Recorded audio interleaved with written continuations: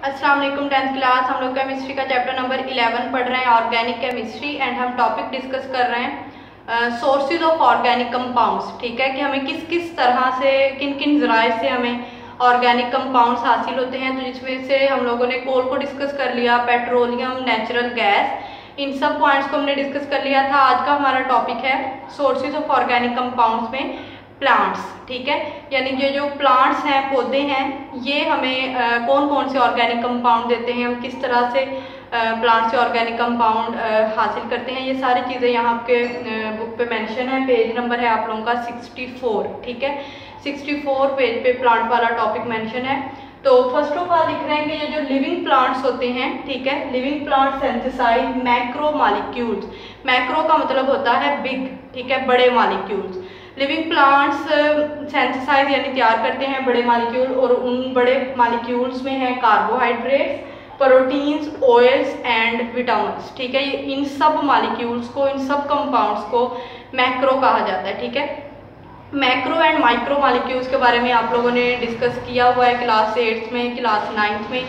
Micro का मतलब होता है स्मॉल और मैक्रो का मतलब होता है बिग या बड़े मॉलिक्यूल। ठीक है, तो ये वाले जो मॉलिक्यूल्स हैं मैक्रो मॉलिक्यूल्स, ये हमें प्लांट से हासिल होते हैं, और ये तमाम मॉलिक्यूल, ये तमाम कंपाउंड्स जो हैं ये ऑर्गेनिक कंपाउंड्स हैं। ठीक है, अब इसके बाद जो 2-3 लाइन है उसमें ये मेंशन किया गया आपकी बुक पे कि ये जो बेसिक यूनिट है ना कार्बोहाइड्रेट का, वो है ग्लूकोज। ठीक है, और ग्लूकोज हम किस तरह से, यानी प्लांट में ग्लूकोज किस तरह से बनता है, तो ये हम लोगों ने बहुत कॉमन एग्जाम्पल ये पढ़ी हुई है फोटोसिंथेसिस प्रोसेस की, कि फोटोसिंथेसिस प्रोसेस में प्लांट्स जो हैं वो ग्लूकोज तैयार करते हैं। ठीक है, तो बेसिक यूनिट है कार्बोहाइड्रेट का ग्लूकोज, जो सिंथेसाइज होता है प्लांट में थ्रू फोटोसिंथेसिस।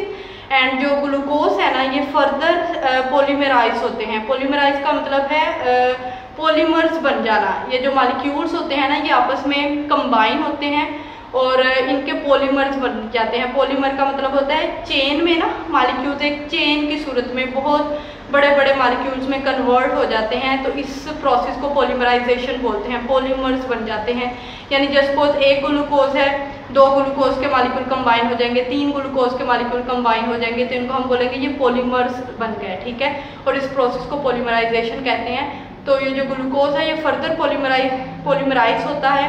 ठीक है, और उसके नतीजे में सक्रोज बनते हैं, फ्रक्टोज बनते हैं, ये सारे ऑर्गेनिक कंपाउंड्स हैं, और ये सारे ऑर्गेनिक कंपाउंड्स हम हासिल करते हैं प्लांट से। ठीक है, next one protein, oil and vitamins की अलग से हेडिंग दे के ये वाली तीनों मतलब मॉलिक्यूल्स को यहाँ पे मेंशन किया गया है। जो प्रोटीन्स हैं, ऑर्गेनिक कंपाउंड है प्रोटीन, ये पल्सिस एंड बीन्स में होते हैं। ठीक है, पल्सिस यानी दालों में, बीन्स यानी बीन्स में, जैसे मटर है। ठीक है, तो उनमें उनसे हम प्रोटीन हासिल होती है हमें। ठीक है, proteins are prepared by the fixation of nitrogen. अब प्लांट्स में प्रोटीन बनते कैसे हैं, सिंथेसाइज कैसे होते हैं, in the presence of bacteria. Bacteria की मौजूदगी में, जो बैक्टीरिया होते हैं ना, ये प्लांट्स की रूट्स में होते हैं, ज़मीन में। ठीक है, बैक्टीरिया की मौजूदगी में प्रोसेस होता है नाइट्रोजन फिक्सेशन। ठीक है, तो उस नाइट्रोजन फिक्सेशन के नतीजे में प्रोटीन प्रिपेयर होती है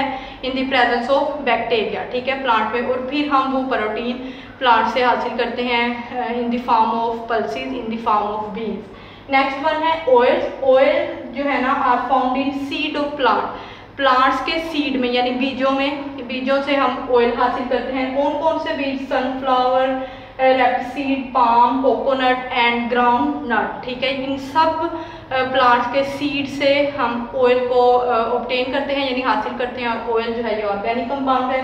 vitamin found in apples. Vitamin apples से हम हासिल करते हैं। सिट्रस फ्रूट, बहुत सारे सिट्रस फ्रूट हैं, जैसे ये है ऑरेंजेस। ठीक है, इसी तरह से स्ट्रॉबेरी, ये सारे सिट्रस फ्रूट हैं और इनसे हमें विटामिन हासिल होते हैं। नेक्स्ट वन लिख रहे हैं plant give us gum, rubber and medicine.